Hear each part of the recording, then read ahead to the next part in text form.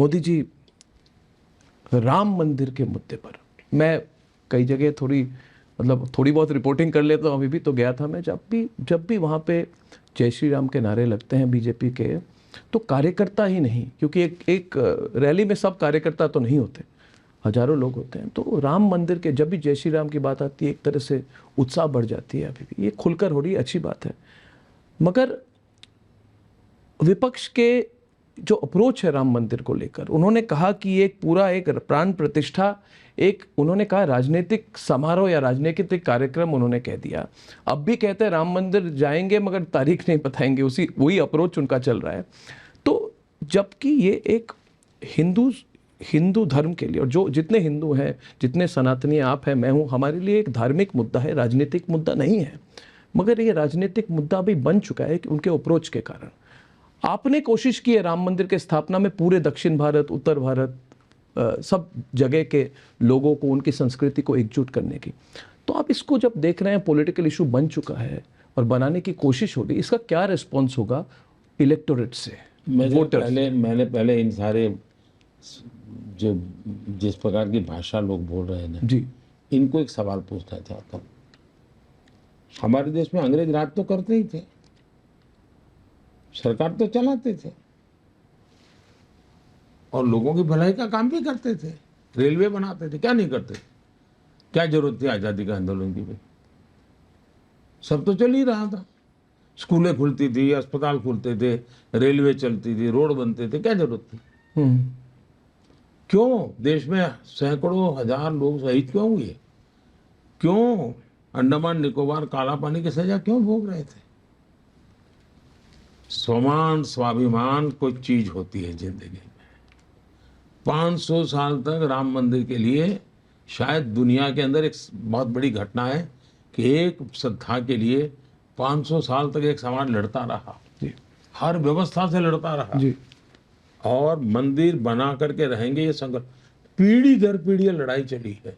सचमुच में तो ये 500 साल का इतिहास सिर्फ हिंदू को नहीं, दुनिया के हर समाज को इंस्पायर कर सकता है।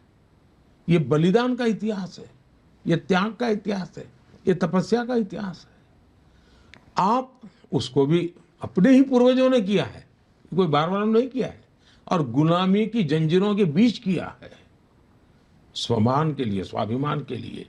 तो जैसे देश की आजादी का गर्व है, वैसे ही 500 साल की लड़ाई का भी गर्व है, स्वाभिमान की लड़ाई है ये। लेकिन चूंकि आपके सेकुलरिज्म जो अपने खोखलापन है उसके लिए डर करके जियोगे तो क्या चलेगा? दूसरा, ये पॉलिटिकल कैसे है भाई? वहां हिंदुस्तान के कला जगत के सभी लोग थे। अब देश के प्रधानमंत्री को बुलाया, देश के राष्ट्रपति जी को बुलाया, राष्ट्रपति जी को सुविधा नहीं थी, राष्ट्रपति जी ने तारीख अलग दी और वो अलग तारीख को गए भी जी। देश के प्रधानमंत्री ने कहा मैं तो ये प्रभु राम का आदेश मानता हूं, मैं आऊंगा। तो देश का प्रधानमंत्री गया और प्राण प्रतिष्ठा का मैं साक्षी बना। मुझे तो कोई हक नहीं है, वो तो पंडितों का और उसके शास्त्रों के जानकार लोगों का है। मैं एक साक्षी भाव से वहां बैठा था और मैं करके आया। और मैंने कहा था भाई, उस दिन मेरा भाषण भी क्या था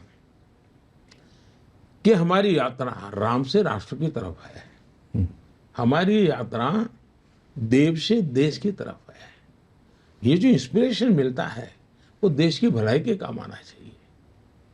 दूसरा, ये राम मंदिर के जो ट्रस्टी हैं उनकी विशेषता देखिए साहब, उन्होंने जिन्होंने घोर विरोध किया था लगातार भी, उनके भी यहां जाकर के निमंत्रण दिया, सम्मान दिया उनको, और ये मैसेज दिया कि भाई अब तक जो हुआ सो हुआ, अब सुप्रीम कोर्ट ने जजमेंट दे दिया है, चलो हम साथ मिलकर चले।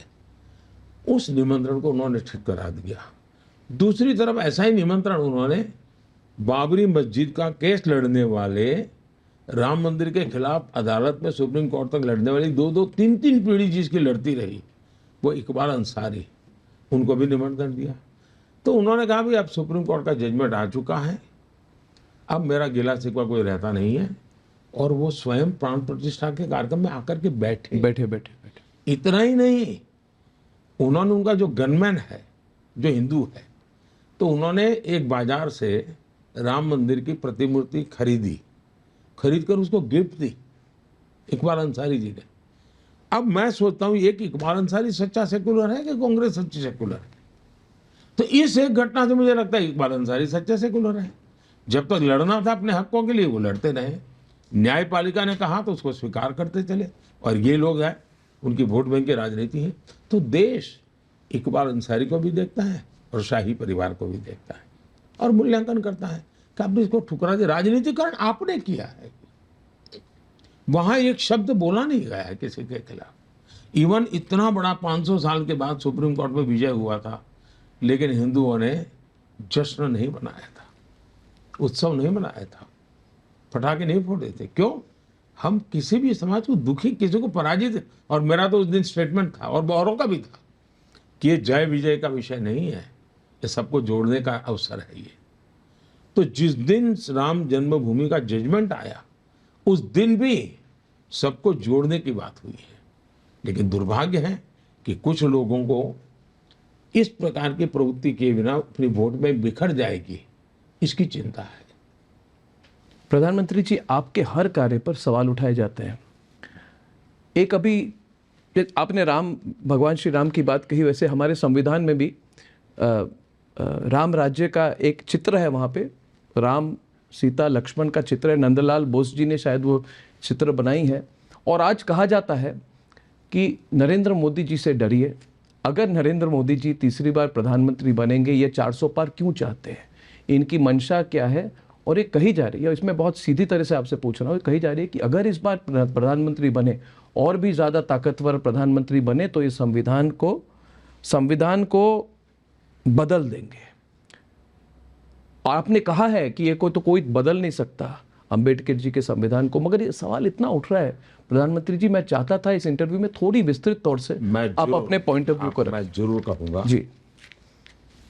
जहां तक 400 का सवाल है, 2019 से 2024 मेरे पास जो सदन में संख्या बल है, बीजेपी का, एनडीए का और एनडीए प्लस का, वो करीब करीब 400 है इफेक्टिव मेजोरिटी ऑलरेडी।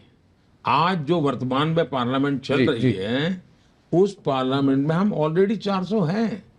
करीब हम 360 एनडीए हैं, और हमें आंध्र मदद करता रहा, हमें उड़ीसा मदद करता रहा, हमें नॉर्थ ईस्ट मदद करता रहा, और 5 साल मदद की है। ये नंबर 400 हो ही जाता है। तो 400 होता है, तो इस चुनाव में 400 पार करने का लक्ष्य कोई तय नहीं करेगा क्या? अगर मैं 400 पर हूं तो मैं मेरे कार्यकर्ता को मोटिवेट करने के लिए 400 पार की बात नहीं करूंगा क्या? और ये जनता से आया जी, दरअसल ये विषय जनता से आया। दूसरी बात, संविधान का जहां तक सवाल है, मैं सदन में संविधान दिवस मनाने के लिए प्रस्ताव लेकर आया। किसने विरोध किया? कांग्रेस पार्टी के स्वयं खड़गे जी ने खड़े होकर के भाषण किया कि संविधान दिवस की क्या जरूरत है, 26 जनवरी है ना भाई। अरे मैंने कहा भाई, संविधान के प्रति देश के लोगों की श्रद्धा बनाने के लिए, जैसे आज भी रामायण महाभारत के कथा कीर्तन होते हैं, हर पीढ़ी को वो ट्रांसमिट होता जाता है, संविधान को भी उसी भाव से, हमें श्रद्धा भाव से लोगों को देखने की आदत डालनी चाहिए। मेरे लिए संविधान वो चीज़ है। जब 60 साल हुए थे संविधान के, तब मैंने भारत सरकार को कहा था कि हमें संविधान का बहुत बड़ा महोत्सव मनाना चाहिए। भारत सरकार ने कुछ किया नहीं।